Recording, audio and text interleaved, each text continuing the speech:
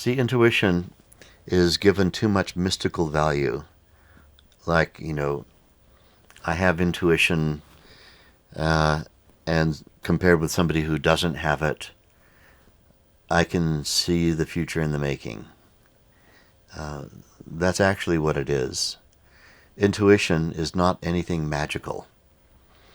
It's the ability to have really great acuity, acuteness of perceptual capability. When you can see very clearly, see, taste, touch, smell, and hear, then you don't miss things. You don't miss things. Somebody else, they miss things. I like to tell the story of a student of mine, long time ago, who was here in Arizona and wanted to see Grand Canyon. And so off we went. Grand Canyon's about an hour away. And as we were driving there, the beauties of the countryside are absolutely stunning. Massive peaks going up to 13,000 feet, covered in snow year-round. 10 million acres of forest, one of the largest forests in the whole of North America. And then going out into the plains and the tundra that it is there prior to the drop-off into the mile-deep canyon that's 25 miles across from rim to rim and 240 miles from left to right. And as you get out of your vehicle and approach this edge, the expansiveness of that is absolutely, literally awesome, awe-inspiring. And yet my client the whole time was saying, but when I talk to my mother-in-law, every time I talk to her, she just ignores me and looks over this way. And can you believe that this is what she did? Now, there was a birthday party, and at that birthday party, she came to the party and she brought this thing. It was the most inappropriate thing to bring. And I was saying, look at that mountain. Oh, yeah. Now, anyway, so getting back to my mother-in-law, when my mother-in-law thinks that she really knows something, if she has this way of sabotaging me, and then I was saying, now we're approaching the rim. Oh, yeah, and now my mother-in-law, and, we got up to the edge of the rim. It's a mile deep, 25 miles across, 240 miles left to right. So what do you think I should do? She says, standing with her toes practically hanging over the edge. And my answer was the answer of my old friend Baba Ram Dass. Be here now. She goes, what? I don't get it. I said, just take a moment and let your five senses be here now. Be here now. What are your five senses telling you? What are you tasting? What are you touching? What are you smelling? What are you hearing? And I said, close your eyes for a moment and then open your eyes again. I'll hold on to you so you don't fall over the edge. And then she finally opened her eyes and she goes, oh, wow. It took a moment for her to realize even where we were standing. That's the opposite of intuition that I've just been describing to you. It's the narrow little dark corner of the mind, which has absolutely no idea who I am and where I am, what I am, and what this world is. No clue. So, what does intuition mean? It means you're not clueless. Stop being clueless. When you develop the capacity to actually experience with full sensory acuity everything that's around you, where you are, what you're experiencing, and how it's all moving. Because it is all moving all the time. It's all in constant movement. It's changing. There are three ways in which change is occurring.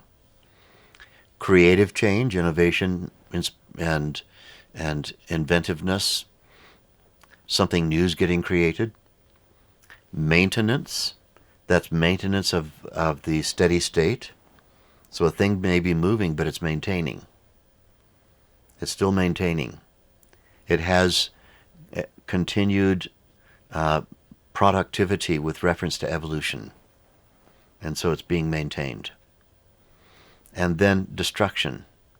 Those things that have passed their use-by date, those things that have passed their expiry date, and they're on their way, they're in transition from existence into non-existence.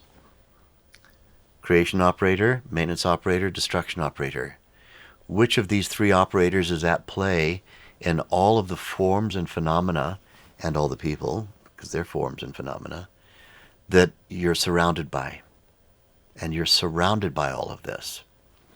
To what extent do you have the acuity of perception to see what's going on? If you do, then you can put two and two together, you can connect the dots, and you can see the process of change unfolding right before you. And when you can see that process of change, you can see the character of the change.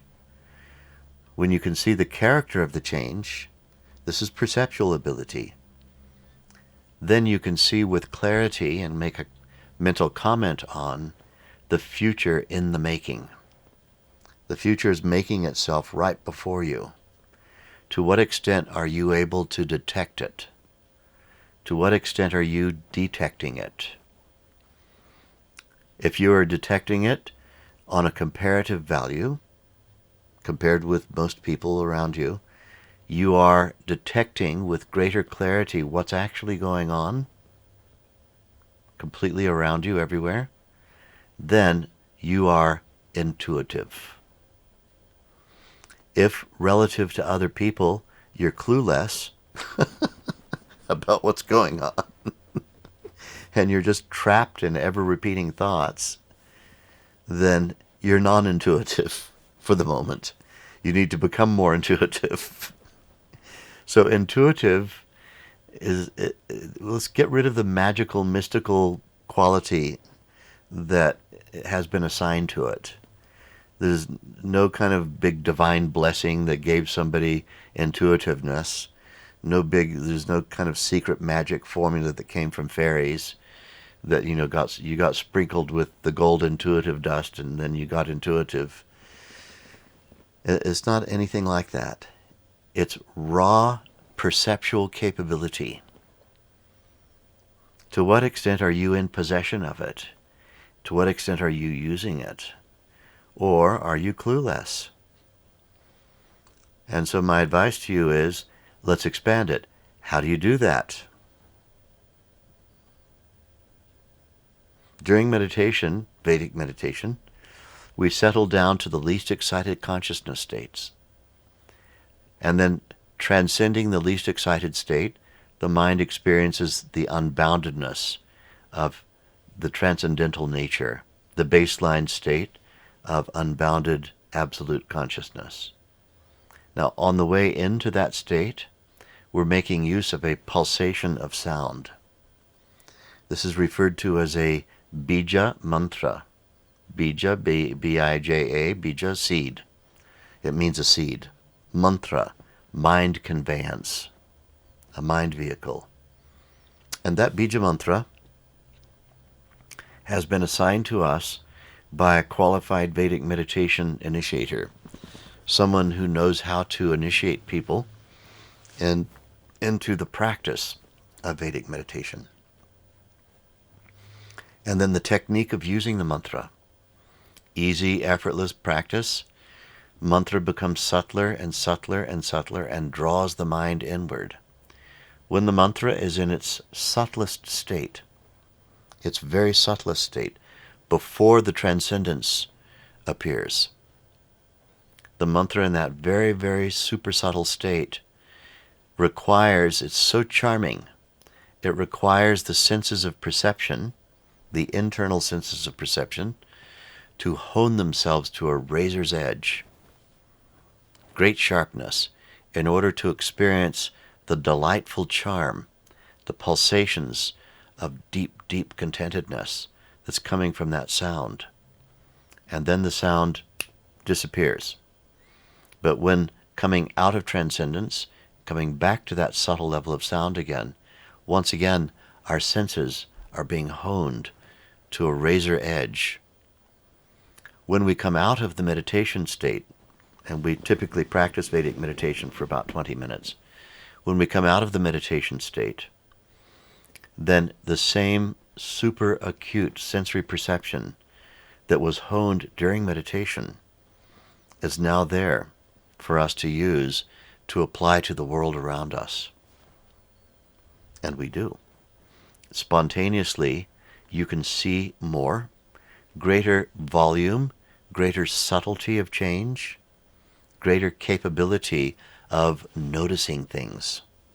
You really notice things.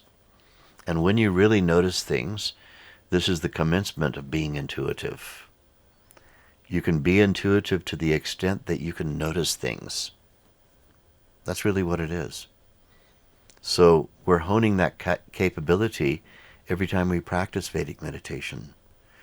This is the technique for doing it, and then better start using it. If you're already a practitioner of valid Vedic meditation, valid means you learned from somebody I trained, then you need to start using it.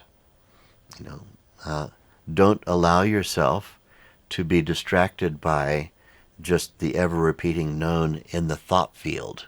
Thoughts, thinking. Oh, this will happen, that'll happen, this will happen, that'll happen. What the hippies used to call future tripping. You're just like trying to arrive at conclusions by thinking, oh, this will happen, and then that'll happen, and that'll happen, and then a year from now this will happen, and then 15 years from now all these other things will have happened and all that. This is all blah, blah, blah thinking. What are your senses telling you? What am I? Who am I? I am the knower. What are the processes of gaining knowledge, my senses, telling me about the known? Knower, that's the consciousness field inside. Knowing, and then known. Knowing, sensory perception. Known, the world around me. What's the knower, knowing, and known value that's happening here? And then you can make a mental commentary on it. But if your life is eaten up with mental commentary and you're not actually experiencing through your senses, then you're clueless. So how to avoid cluelessness is really your question. And it's, how to become intuitive. Really enjoy the constant refinement of sensory acuity. Vedic meditation is the key.